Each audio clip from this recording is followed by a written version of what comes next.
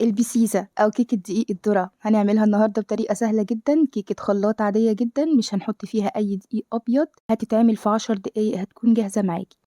بسم الله الرحمن الرحيم. اللهم صل وسلم وبارك على سيدنا محمد. أهلا بكم في قناتي مطبخ تيستي بيتي. ازيكم يا حبايبي، عاملين ايه؟ البسيسة من أقدم وصفات الكيك، حاجات كده من بتاعة تيتا زمان، بتتعمل بدقيق الذرة، حلوة جدا للناس اللي عندها حساسية من الدقيق الأبيض أو ما بتاكلش الدقيق الأبيض.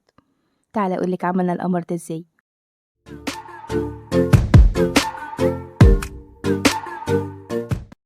ده يا بنات الدقيق اللي بنعمل بيه البسيسة، دقيق الذرة. انا بجيب الدقيق الاصفر، في منه كمان الابيض، بس الاصفر انا بحب لونه اكتر في الكيك. ممكن تشتريه باكت كده من اي سوبر ماركت، وبيتباع سايب كمان عند البقالين او العطارين.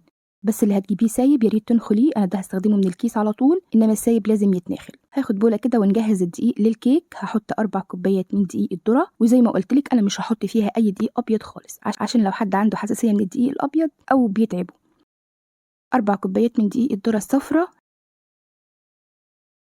هحط عليه معلقه كبيره من اللبن البودره. لبن البودره حلو جدا في الكيك، بيديها دسامه وطعم حلو قوي. والمكون اللي هيمسك معايا النهارده بدل الدقيق الابيض النشا، وهحط معلقه واحده بس من النشا، معلقه اكل كبيره، عشان ما تفرطش منك وانت بتاكليها. معروف ان الدقيق البسيسه بيبقى دقيق خشن شويه، بتبقى الكيكه مفرفطه شويه عن كيكه الدقيق الابيض.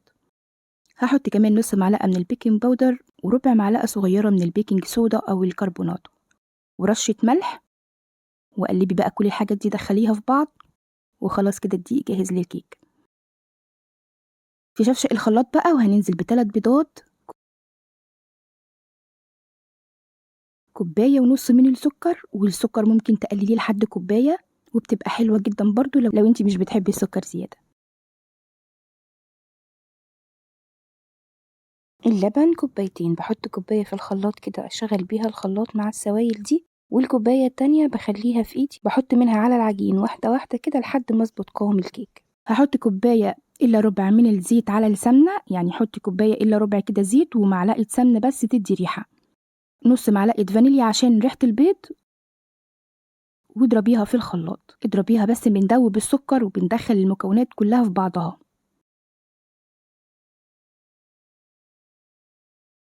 هاتي بقى اللي ضربناه في الخلاط ده وهننزل بيه على دقيق الذرة، وخلاص كده الكيكة بتاعتنا بقت جاهزة.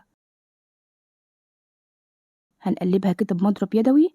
قلبي كده، ندخل الدقيق في السوائل اللي ضربناها في الخلاط. وكيكة دقيق الذرة بتبقى عجينتها مرقة شوية عن كيكة الدقيق العادية. يعني ايه مرقة؟ يعني خفيفة شوية، سايلة شوية عن الكيكة العادية، لأن دقيق الذرة بيشرب المية أكتر من الدقيق الأبيض. عشان تطلع معاكي كده منغنغة في الآخر وناعمة وهشة، خلي عجينتها خفيفة. عشان كده أنا هزود دلوقتي نص كوباية لبن. أنا حطيت كوباية في الخلاط، وهزود لبن لحد ما اوصل بالعجينة للقوام المظبوط، بتبقى سايلة وخفيفة شوية عن الكيكة العادية. كل ما كانت سايلة معاكي كل ما بتطلع معاكي مظبوطة بعد السوا. خلاص كده هجيب قالب فرن وهصبها فيه.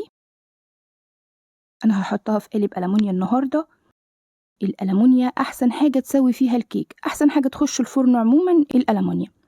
أهم حاجة بس نبطنه كويس، دهنة زبدة كده وتعفير الدقيق، وبيسوي معاكي الحاجة بتطلع زي الفل. وبتتسوى عادي جدا زي أي كيك عادية. بحطها في الفرن في الشبكة اللي في النص 45 دقيقة على درجة حرارة 180 أو على نار متوسطة لو معندكيش تدريج حراري في البوتاجاز. وببقى فاتحة المروحة وبتطلع معايا مستوية وملونة من كل حتة. لو انتي مش عندك مروحة، تولعي عليها نص ساعة من تحت لحد ما تستوي وتاخد لون وترفع معاكي في القالب. بعد كده بتفتحي عليها ربع ساعة الشواية تاخد لون. دي بعد ساعة الا ربع في الفرن اهي، شايفة الجمال، هشة ومرتفعة واخدة لون تحفة. والتشقيقة اللي فيها دي من البيكنج باودر والبيكنج صودا. لما الكيكة بتاخد البيكنج باودر بتاعها مظبوط، بتطلع متشققة بالطريقة دي. هقلبها بقى اوريكي الجمال. قبل ما تقلبيها بس بتسيبيها شوية تبرد خالص، ما تقلبيهاش وهي لسه سخنة طالعة من الفرن، ممكن تفرفط معاكي. بتسيبيها تبرد حوالي 10 دقايق ربع ساعة كده، وبعدين تقلبيها. شايفة مستوية من تحت زي من فوق زي من الجنب. سكينة حامية بقى وبتقطعيها، ممكن تقطعيها كلها وتحطيها في علبة تلاجة وتشيليها في التلاجة. انا دلوقتي كده هي لسه برضو ما بردتش كويس، لسه بتفرفط اهي من السخونية. هقطع بس كده على قد ما اوريكي شكل الكيك من جوه، وبعد كده بقطعها لما تبرد خالص واحطها في علبة التلاجة واشيلها في التلاجة. القالب ده بيطلع خرط الكيك كده شبه الانجليش كيك. شايفة الجمال؟ تحفة. يا لهوي عليها بقى مع كوباية شاي بلبن الصبح، فطار، مش عايزة حاجة تاني بعد كده. تحفة يا بنات، جربيها هتحبيها أكتر من الكيكة العادية كمان.